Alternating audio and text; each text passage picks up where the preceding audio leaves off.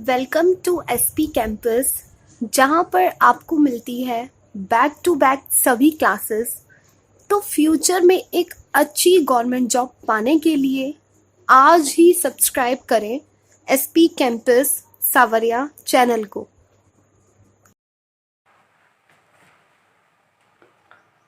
Hi friends, good morning. तो welcome to back अपने YouTube channel SP campus सामरिया में। तो दोस्तों, मैंने आपको बता दिया था कि भाई साइंस के अपनी जो पिछली क्लास थी उसके बारे में मैंने आपको बताया था कि भाई साइंस का डिवाइडेशन किस टाइप से किया था अपन ने, कि भाई सजीव में निर्जीव के बारे में, फिर उसकी शाखाएं बांटी, केमिस्ट्री, फिजिक्स, जूलॉजी, बॉटनी। तो यहाँ तक अपना क्लियर हो चुका था। तो देखो, उसमें से मैं अपना एक पोर्शन उठा रहा हूँ। पहले आपको केमिस्ट्री करा देते हैं, केमिस्ट्री के बारे में बता देते हैं। ठीक है भाई। तो मैं सबसे पहले रसायन विज्ञान के बारे में बताता हूँ। रसायन विज्ञान, ठीक है भाई, यानी कि केमिस्ट्री। जनक मैंने आपको बताया था, रसायन विज्ञान का जनक कौन था भाई? लेवेसियस, है ना। और काफी एग्जाम्स में पूछा गया क्वेश्चन है, आपको काफी बार, इस बार भी रिपीटेड करा रहा हूं मैं आपको। रसायन विज्ञान का जनक काफी एग्जाम में पूछा गया और आपसे अब भी पूछ सकता है नेक्स्ट एग्जाम जो आपके होने वाले, एनटीपीसी हुआ, ग्रुप डी हुआ, और राजस्थान पुलिस हुआ, पटवार हुआ, क्योंकि ये इसका जनक काफी एग्जाम से पूछा गया है, तो आपसे पुटअप कर सकता है। तो जनक के बारे में यदि मैं बात करूं तो यहाँ पर लिख देता हूं दोबारा से, जनक लेवेसियस। लेवेसियस नाम ना मिले तो आपको दूसरा नाम इसका क्या मिल सकता है? लेवेरियस। देखो, थोड़ा बहुत नाम में आपको मतलब ऊपर नीचे मिल सकता है, लेकिन लेवे वर्ड है ना जो, ये आपको जरूर मिलेगा उसमें, लेवेसियस मिले या लेवेरियस मिले। तो फादर ऑफ केमिस्ट्री लेवेसियस। ठीक है भाई, यहाँ तक अपने आप, तो यहाँ तक कोई दिक्कत है नहीं, कोई समस्या आपको है नहीं। अब देखो, इसका सबसे पहले एक आपका एक टॉपिक आता है, सबसे पहला एक पदार्थ, मैटर, जिसको हम क्या कहते हैं इंग्लिश में? मैटर। अब देखो दोस्तों, एक छोटा सा शब्द है द्रव्य। क्या है भाई? द्रव्य। काफी पर्सन क्या करते हैं, द्रव्य और द्रव में अंतर स्पष्ट नहीं करते। द्रव और द्रव्य बहुत ज्यादा अंतर है इसमें। द्रव्य तो पदार्थ को ही कहते हैं, और द्रव है ना जो, ये पदार्थ की अवस्था है। भाई हमने पढ़ा होगा ना कि भाई ठोस, द्रव, छोटी क्लासों में पढ़ा है, ठोस, द्रव, गैस, पदार्थ की 3 अवस्था है। तो इसको थोड़ा ध्यान में रखना। द्रव्य तो पदार्थ को ही कहते हैं, और द्रव क्या होता है भाई? द्रव ये एक पदार्थ की अवस्था है, यानी कि इसमें से शाखा बटेगी आपकी बाद में, ठोस, द्रव, गैस। यानी कि आप द्रव और द्रव्य को अलग अलग समझे, ना कि एक ही है ये। ठीक है भाई, तो इसको थोड़ा ध्यान रखना। पदार्थ होता क्या है भाई? सबसे पहले तो यही बात करते हैं, है ना, पदार्थ है क्या चीज, कि भाई पदार्थ होता क्या है। तो देखो, इसमें से आपको पदार्थ की मैं बात आता हूं, जिसके अंतर्गत भाई एक ऐसी राशि राशि जिसके अंतर्गत आपको द्रव्यमान तथा आयतन, एक तो भाई आपका द्रव्यमान यानी कि मास, और एक आपका आयतन यानी कि वॉल्यूम, जिसके अंतर्गत ये दोनों चीज मिल जाए उसे क्या कहेंगे हम भाई? पदार्थ कहते हैं। जैसे मैं एक एग्जांपल लेता हूं, छोटा सा, अपने ऊपर ही लेते हैं। ठीक है भाई, जैसे कि भाई आपने अपने डेली लाइफ में कोई भी एक चीज ले ली, जैसे कि गिलास है, हमने क्या ले लिया एग्जांपल में? गिलास। क्या मैं इस गिलास को पदार्थ कह सकता हूं? तो देखिए भाई, गिलास का कुछ ना कुछ वजन होगा, तो इसमें क्या है? द्रव्यमान भी है। द्रव्यमान तो पा गया, सब ठीक है। आयतन और देखते हैं गिलास में होता है या नहीं होता है। तो देखो, या आपने छोटी क्लास में पढ़ा हो, 9वीं 10वीं में आपने पढ़ा होगा शंकु का आयतन, छिन्नक का आयतन, तो ये भी उसी टाइप में। अब भाई गिलास इस शेप में है आपका, ठीक है, जैसे कि ये आपकी गिलास की शेप बन गई भाई। तो देखो, इसकी ऊंचाई भी है, यानी कि चौड़ाई भी है और मोटाई भी है, यानी कि इसमें एल बी एच तीनों राशि विद्यमान है। तो सीधा सिंपल से, जब तीनों विद्यमान है तो इसका आयतन आएगा ही भाई, है ना। हम कह सकते हैं कि जैसे कि भाई गिलास है, उसके अंदर 100 ml जल है, तो गिलास एक क्या कह सकते हैं, गिलास को हम पदार्थ कह सकते हैं। ठीक है भाई। ऐसे जैसे कि मान लो ईंट ले लिया, ये भी पदार्थ का ही रूप है, द्रव्यमान भी है। हम सोम है, हमारा शरीर, मनुष्य का शरीर भी किसके अंतर्गत आएगा, मनुष्य का शरीर, इसमें द्रव्यमान आयतन दोनों विद्यमान है, ये भी क्या है, पदार्थ का ही कह सकते हैं, पदार्थ का ही रूप है, इसको भी हम क्या कह सकते हैं, पदार्थ कह सकते हैं। सब अब मैं एक आपसे क्वेश्चन पूछता हूं, देखिए यहां पर थोड़ा इसको सोचना। ध्वनि, ध्वनि में, ध्वनि को क्या मैं पदार्थ कह सकता हूं, द्रव्य कह सकता हूं? कहते हैं ना भाई, आपने देखा होगा कि भाई उस पर्सन की आवाज में बड़ा दम है, दम है यानी कि द्रव्यमान है। तो क्या ध्वनि को द्रव्यमान यानी कि ध्वनि को हम द्रव्य या पदार्थ कह सकते हैं? देखिए दोस्तों, ये गलत है। ध्वनि में कोई भी दम या द्रव्यमान नहीं होता, ध्वनि को हम पदार्थ नहीं कह सकते। तो देखो क्वेश्चन यहीं से बनता है, निम्न में से कौन सी राशि है जो पदार्थ, जिसको पदार्थ का रूप नहीं कह सकते? और एग्जांपल दे दे आपको, गिलास, ईंट, मानव शरीर और ध्वनि। तो अपना आंसर क्या आ जाएगा, ध्वनि। ये इसको हम पदार्थ नहीं कह सकते। तो देखो इस टाइप से आपके काफी क्वेश्चन, अभी तो हमने स्टार्ट ही नहीं किया है, केवल अभी इसके बारे में पढ़ रहे हैं, और यहीं से आपके देखो इतने हाई लेवल के क्वेश्चन बनने स्टार्ट हो चुके हैं। तो इसको आप ध्यान रखना कि भाई नोट डाउन कर लेना। आपको नोट डाउन में क्या लिखना है कि भाई पदार्थ की परिभाषा लिख लेना, पदार्थ की परिभाषा पढ़िएगा कि भाई एक ऐसी राशि जिसके अंतर्गत द्रव्यमान तथा आयतन विद्यमान हो, जिसके अंतर्गत द्रव्यमान तथा आयतन विद्यमान हो, उसको क्या कहेंगे हम भाई, पदार्थ कहते हैं। कि एक ऐसी राशि जिसके अंतर्गत द्रव्यमान व आयतन विद्यमान हो, उसको क्या कहेंगे भाई, पदार्थ कहते हैं, या फिर इसको हम द्रव्य भी कह देते हैं। अब देखो भाई, अब आपने देखा होगा पदार्थ, पदार्थ की अवस्थाएं कितनी होती है, 3 अवस्थाएं होती है, ये हमने पढ़ा हुआ है। ठीक है भाई, छोटी क्लासों में। चलो हमने मान लिया भाई 3 अवस्थाएं होती है। 3 किस प्रकार होती है, देखिए यहां पर आप, एक होता है अंतरा आणविक। क्या होता है भाई, अंतरा आणविक। अंतरा आणविक बल, अंतरा आणविक बल क्या होता है, जैसे कि भाई एक अणु ये और एक अणु ये, अब ये दोनों आपस में क्या लगाए, एक दूसरे पर बल लगाए, ये दोनों एक दूसरे पर या तो पास आए या दूर जाए, कोई सी भी कंडीशन हो, तो ये बीच में जो बल लगेगा उसे कौन सा बल कहेंगे हम, अंतरा आणविक बल। तो अंतरा आणविक बल के आधार पर पदार्थ की कितनी अवस्थाएं भाई, 3। पदार्थ के अंतरा आणविक बल के आधार पर कितनी अवस्थाएं हैं, 3 अवस्थाएं भाई। पहली अवस्था कौन सी है, ठोस, दूसरी आपकी द्रव, और तीसरी आपकी गैस। अब कहोगी साहब हमने तो 5 पढ़ी हैं, बिल्कुल सही बात है, 5 होती हैं, लेकिन वो 5 कैसे प्राप्त की जाती है, देखिए ठोस, द्रव, ये तो हमने पढ़ा हुआ है साहब। एक चौथी अवस्था होती है प्लाज्मा,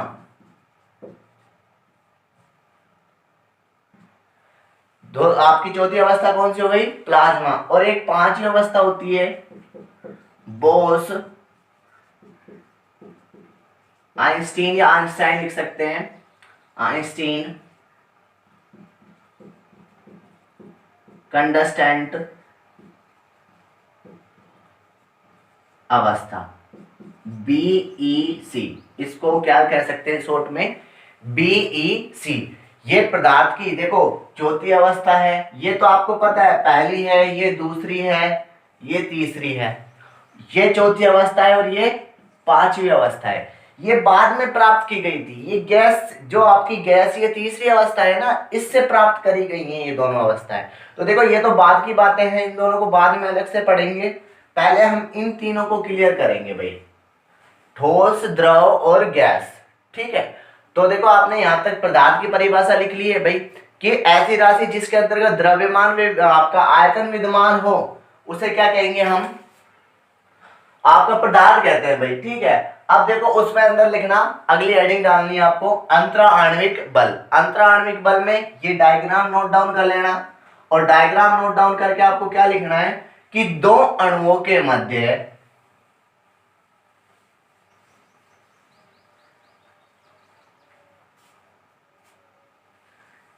क्या लिखना है भाई, अंतरा आणविक बल की परिभाषा लिख लेना, दो अणुओं के मध्य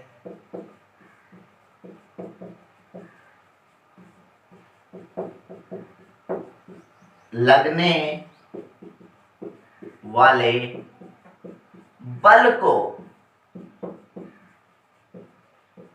अंतरा आणविक बल कहते हैं।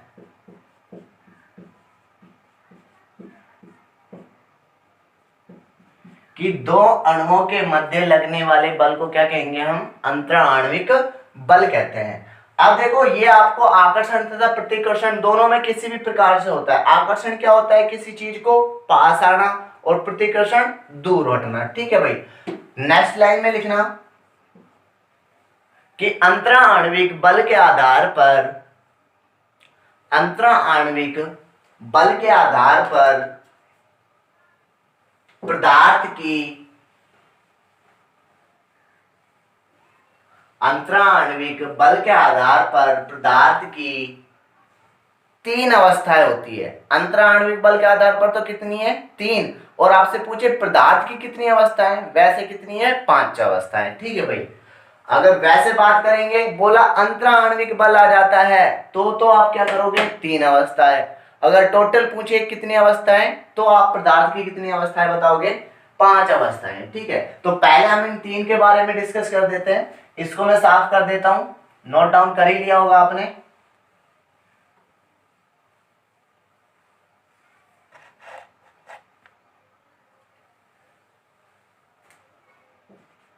पदार्थ, ये इसकी 3 अवस्था के बारे में पढ़ेंगे केवल आज हम। ठोस, द्रव और गैस, और इसी को क्या कहते हैं हम, द्रव्य, यानी कि मैटर। हाँ भाई, एक बात, रीट वाले फर्स्ट लेवल हो, है ना, और जिनके पास साइंस हो, ये साइंस से है ना भाई जो, वो भी, उनके लिए मैं बता दूं, फर्स्ट लेवल वालों को ज्यादातर ध्यान रखना कि यहां से आपका 101% एक क्वेश्चन पक्का बनता है। और आपको अगर बिलीव नहीं है तो आप आपके एग्जाम के जो लास्ट ईयर प्रीवियस ईयर के जो क्वेश्चन पेपर आए हैं उनको उठा के देख लेना भाई। इसमें से क्वेश्चन हमेशा बनता है आपका, कि आपसे पूछ लेता है किस में अंतरा आणविक दूरी ज्यादा है, किस में बल ज्यादा लग रहा है, किसका आयतन निश्चित है, किसकी आकृति अनिश्चित है।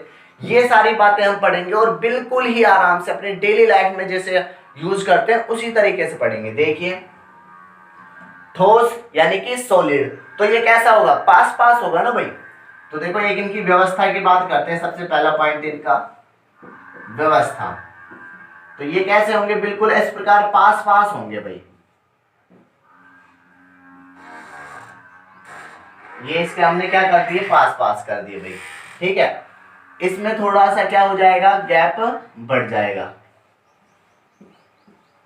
और गैस में आपका क्या हो जाएगा, बहुत ही ज्यादा दूरी दूरी तक होंगे भाई।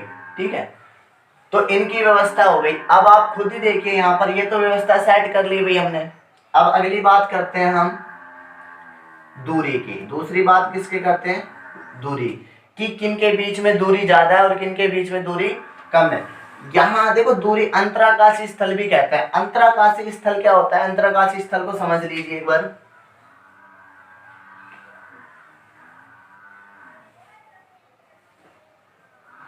जैसे ये आपको ये फ्री, ये खाली जगह दिख रही है ना, ये खाली जगह जिसको अब मैं भाई डार्क कर रहा हूं इस समय,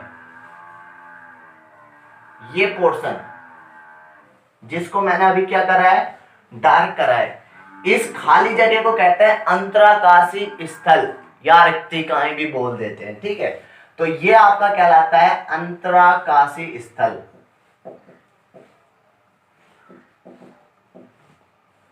ठीक है, अब देखो यहाँ पर हम दूरी की बात करते हैं, यहाँ पर दूरी कैसी है, बहुत ही कम है, दूरी तो है ही नहीं, पास पास है सभी भाई। तो दूरी कैसी हो जाएगी यहाँ पर, न्यूनतम। ठीक है भाई, इसमें दूरी बढ़ गई थोड़ी, तो यहाँ पर क्या लिख देंगे, ठोस से कंपेयर करेंगे, ठोस की अपेक्षा दूरी कम है या ज्यादा है, भाई ज्यादा है। देखो ठोस की अपेक्षा कैसी हो जाएगी, अधिक। ठीक है, और इसमें ठोस क्या, सब इसमें तो दूरी बहुत ज्यादा है, तो दूरी क्या लिखेंगे यहां पर, सर्वाधिक। ठीक है भाई, तीसरा पॉइंट बात करते हैं यहां पर बल की, कि किस में बल ज्यादा लग रहा है, किस में बल कम लग रहा है। तो देखो यहां पर बल को लिखने से पहले यहां साइड में एक नोट डाल लेना, और नोट में क्या लिख लेना है आपको, कि भाई दूरी है ना जो बल के कैसी होगी, व्यक्त क्रमानुपाती होगी, एंटी प्रोपोर्शनल होगी। व्यक्त क्रमानुपाती का मतलब क्या होता है, देखो अगर मैं दूरी को बढ़ाऊंगा तो बल क्या हो जाएगा, घटेगा, और अगर दूरी घटा दी तो बल बढ़ेगा। व्यक्त क्रमानुपाती का यही मतलब है कि ये आपके क्या होते हैं, एक दूसरे के एंटी प्रोपोर्शनल। अब भाई बल की बात करें, यहां पर दूरी कैसी है, न्यूनतम है, और ये तो एक दूसरे के उल्टे होते हैं, तो दूरी कम है तो बल कैसा लगेगा, ज्यादा, और ज्यादा को मैं क्या लिख सकता हूं, सर्वाधिक लिख सकते हैं भाई, कोई समस्या ही नहीं है। अब देखो यहां पर भाई दूरी ठोस की अपेक्षा अधिक है, तो बल क्या लगेगा, ठोस की अपेक्षा कम लगेगा, ठोस की अपेक्षा कम लगा भाई यहां पर बल। ठीक है, अब यहां पर देखिए, यहां पर सर्वाधिक दूरी थी तो बल कैसा, यहां पर देखो दूरी सर्वाधिक है तो बल कैसा लगेगा यहां पर, न्यूनतम। देखो ये न्यूनतम बल लग रहा है कि भाई यहां पर इसी कारण लगता है। देखो आपके जैसे पड़ोस में, मैं बात बताता हूं, छोटा सा एक एग्जांपल लेते हैं कि भाई हमारे घर में कोई भी चीज है, हमारे रसोई में जैसे मान लो कोई कप टूटा, तो केवल रसोई के अंदर आवाज आती है। ठीक है भाई, अगर मान लो उसमें से कोई जल पानी है वो नीचे गिर गया, कोई भी लिक्विड, तो इतना ज्यादा यानी कि तो भी घर में ही बात रहती है। अगर मान लो बाय द वे कंडीशन पर कि सब जो आपका गैस है, गैस सिलेंडर है, उसका रेगुलेटर ऑन हो जाए और उसमें से गैस लीक हो, उसमें से गैस क्या हो, लीक हो, चाहे वो 100 से 50 ग्राम ही लीक क्यों ना हो, तो वो लीक है, देखो बल तो लग नहीं रहा उस पर, बल तो न्यूनतम है, तो वो इतनी 100 ग्राम गैस भी इतनी दूर तक फैल जाएगी, काफी दूर तक, कि पड़ोसी बताने आएंगे कि साहब आपका रेगुलेटर, गैस का रेगुलेटर क्या ऑन है, उसको आप सही कीजिए, क्योंकि उस पर बल तो लग ही नहीं रहा भाई। इस वजह से वो अधिक दूरी तक क्या हो जाता है, फैल जाता है। और इसकी बातें, बाकी की बातें बाद में करेंगे, इसके बारे में और बताएंगे। अब आगे देखते हैं भाई, एक होता है आयतन और आकृति, या फिर इसको हम आकार भी बोल देते हैं। ये क्वेश्चन दूरी का आपका रीट के अंतर्गत आया हुआ भाई। दूरी का जो क्वेश्चन है रीट में पूछा गया है कि किस अवस्था में, क्वेश्चन देखिए क्या पूछा गया था, कि किस अवस्था में दूरी न्यूनतम होती है। दूरी न्यूनतम किस में होगी, ठोस में, और दूरी अधिकतम किस में है, गैस में। सिंपल से क्वेश्चन पूछे जाते हैं बस। देखिए अब देखो आयतन की बात करते हैं। आयतन को आपको पता है भाई, लंबाई गुणा चौड़ाई गुणा ऊंचाई, ये इसका फॉर्मूला होता है। ठोस है, कोई भी मान लीजिए ईंट है, जैसे कि एक मार्कर ही ले लेते हैं अपन, इसको, इसका एग्जांपल ले लेते हैं कि सब इसकी लंबाई भी है, इसकी चौड़ाई भी है, और इसकी ऊंचाई भी है, सारी चीजें हैं भाई, लंबाई चौड़ाई ऊंचाई तीनों चीजें हैं, तो आयतन इसका क्या है, फिक्स है। अब ऐसा कोई है कि भाई अभी तो इसकी लंबाई मान लो 10 सेंटीमीटर, कहीं और ऊपर लेके जाए तो ये 20 सेंटीमीटर हो जाएगा, लंबाई में कोई परिवर्तन नहीं हो रहा, तो इसका आयतन कैसा रहेगा, हमेशा ठोस का निश्चित।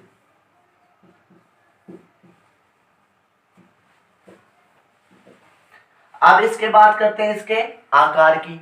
अब देखो ना ही इसका आकार में कोई परिवर्तन आने वाला है, इसको कहीं पे लेके जाओ मार्कर का यही आकार रहेगा। अभी बेलनाकार है तो बेलनाकार रहेगा, ऐसे कोई कि भाई आपके इस क्लास में तो अभी बेलनाकार है, बाद में घर पे लेके जाए तो भाई क्या हो जाए, ये आयताकार हो जाएगा। जैसे कि भाई शॉप पे से लेके आए तब तो इस टाइप में था, घर देखा तो भाई ये तो आयत का रूप ले लिया, वर्ग का रूप ले लिया, ऐसा कुछ नहीं होता है। तो इसकी आकृति भी कैसी हो जाएगी, निश्चित। तो पूछ सकता है आपसे कि भाई ठोस की अवस्था में आयतन और आकार कैसा होता है, निश्चित या अनिश्चित? तो क्या होगा, निश्चित। अब बात करते हैं द्रव की अवस्था में आयतन। अच्छा, इसके लिए मैं आपको एक एग्जांपल देता हूं कि जब अपने पास एक गिलास है, गिलास में 100 ml जल है, पानी है भाई, 100 ml पानी है, ठीक है। अभी देखो वो गिलास के अंतर्गत है, यहां पर ध्यान देना थोड़ा, है ना। ये आपका गिलास है और इसमें कितना जल भर दिया हमने भाई, 100 ml जल भर दिया। अगर मैं इसको भाई किसी नली के अंदर डालूं, रहेगा तो ये 100 ml ही, ऐसे कहिए 100 ml से ये 200 ml हो जाएगा, कितना रहेगा, 100 ml। अगर मैं इसको किसी बोतल में डालूं तो भी ये कैसा रहेगा भाई, 100 ml ही रहेगा आपका, यानी कि भाई इसमें कोई परिवर्तन नहीं हो रहा, जितना है उतना ही है। तो इसका आयतन तो कैसा है, निश्चित। अब बात करते हैं आकृति की। सब गिलास में डाला था तब तो गिलास की शेप ले ली, नली में डाला जब नली की शेप, बोतल में डाला तब बोतल की शेप, यानी कि आकृति क्या हो रही है, परिवर्तित हो रही है। तो दोनों चीजें इसकी भाई आपका परिवर्तित हो रही है, तो ये कैसे हो जाएगी, अनिश्चित। गैस है, गैस में आपका देखो ना तो आयतन निश्चित होता ना ही आकार निश्चित होता, दोनों ही कैसे हो जाएगी, अनिश्चित हो जाएगी भाई।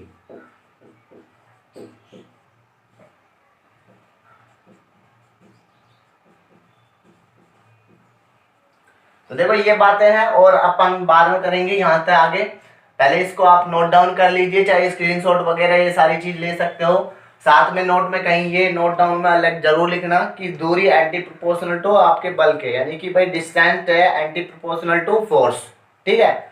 इससे आपको आसानी से समझने में क्या है, थोड़ी सरलता होगी, है ना भाई, ठीक है। अंतराकाश स्थल है मैंने आपको बता दिया है। तो ठोस के एक बार इसको दोबारा रिपीट कर देता हूँ, ठोस से ये व्यवस्था पास पास होगी, इसमें थोड़ा दूर होंगे और इसमें और ज्यादा दूर हो जाएंगे।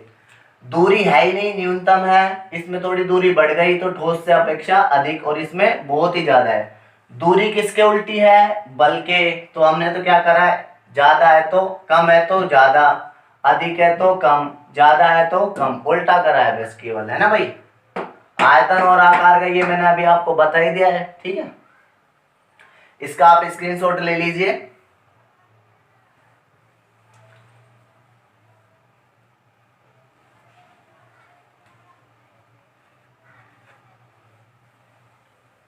ठीक है, मैं इसको साफ कर देता हूं और इसकी बातें हैं वो पढ़ेंगे अभी आगे।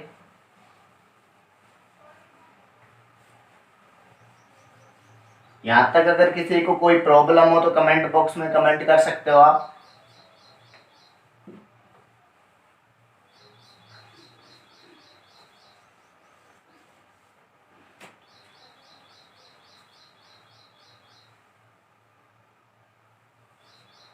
अब बात करते हैं, देखो एक चीज होगी संपीड्यता। क्या भाई, संपीड्यता। संपीड्यता क्या होती है, जो दबाव महसूस करे, मैनली क्या है, अगर जिसमें दबने का गुण ज्यादा पाया जाए, ये कह सकते हैं एक तरह से नॉर्मल अपनी लैंग्वेज में।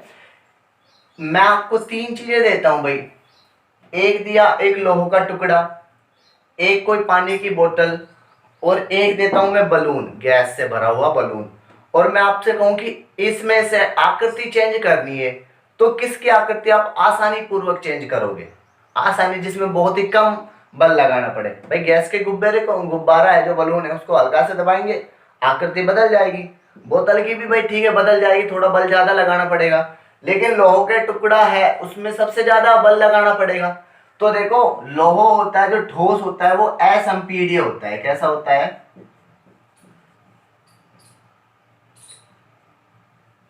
असंपीड्यता होती है इसमें, ठीक है। इसमें थोड़ी संपीड्यता पाई जाती है। ठीक है भाई, संपीड्यता होती है ठोस से अधिक। देखो यहां से क्वेश्चन बढ़ेगा, बहुत अच्छा लेवल का क्वेश्चन बढ़ेगा, क्या समझना इसको। और ये क्या होते हैं, संपीड्य होते हैं।